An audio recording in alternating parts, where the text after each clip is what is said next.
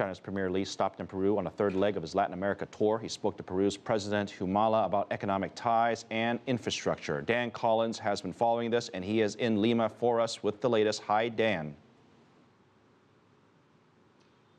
Hi, Phil. Premier Li arrived with a huge entourage, but the meeting with President Ollanta Humala of Peru was relatively short and to the point. They set out 10 agreements, which mostly focused on development, technology transfer, and poverty reduction for Peru, something really that Peru, as a developing country, still needs. It showed really that Premier Li was looking to push forward a more sophisticated agenda, which moves on from just an import-export relationship, but still the basis of the relationship, a strong commercial relationship which the two countries have, is still raw materials, and in the case of Peru, that's minerals like gold, silver, and particularly copper.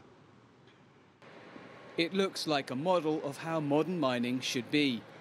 Showcased in this company video, Las Bambas, at nearly $6 billion, is Peru's most expensive which is 100,000 metric tons of copper a year. That's equivalent to more than 12% of China's 2013 copper imports. Almost a half of what we export in copper, the concentrate and the refined copper, goes to China, and this is a very high figure. Also, I would say around 80% of our exports to China are minerals. Chinese firm Chinalco is already operating another multi-billion-dollar copper project called Toromocho, a mine with a 30-year lifespan. And the company is thinking long-term, relocating 5,000 residents to a modern prefabricated town a short drive away.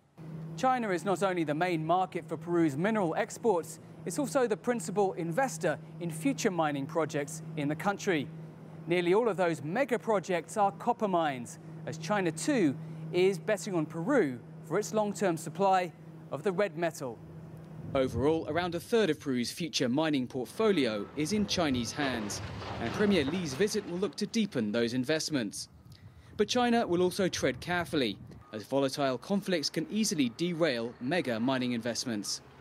Recent protests against Southern Copper's planned Tia Maria mine have left several dead, making it unlikely to get off the ground. The Chinese have learned very quickly from others' mistakes and from their own early ones. They're investing in projects that seem to enjoy a broader consensus. They are complying so far with the above average for the standards in the industry in Peru in terms of environmental and social relations and regulation. And I think they're very aware that their company's behavior in Latin America is being watched by the rest of the world.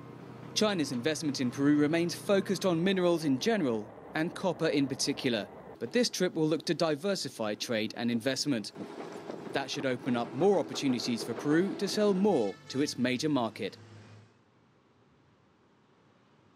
Well, Phil, as with the other countries visited on this trip, China is the major market for almost everything that Peru exports. And while that's principally minerals, Peru is also looking to get more access for so-called non-traditional products like fruit and vegetables and coffee and chocolate, catering to changing tastes in China and the growing middle class there. What China wants out of this is really to make sure it has continued access to those raw materials, particularly minerals, and it wants to get engineering contracts to help China with its slowdown in its economy.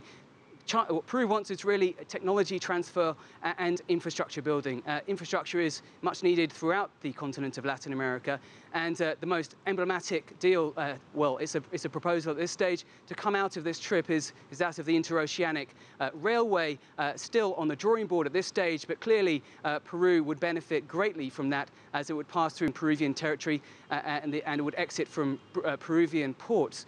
So Premier Li really looking to ensure that Peru and China have a continued relationship. He's looking to make sure that Peru gets what it wants in terms of technology transfer, poverty reduction, to make sure that China has a continued long-term relationship, not just with Peru, but with the rest of the region. Yeah, it's a good point, Dan. People forget how big and huge some of these deals can mean to both countries. Thank you very much for getting us started there, Dan Collyns.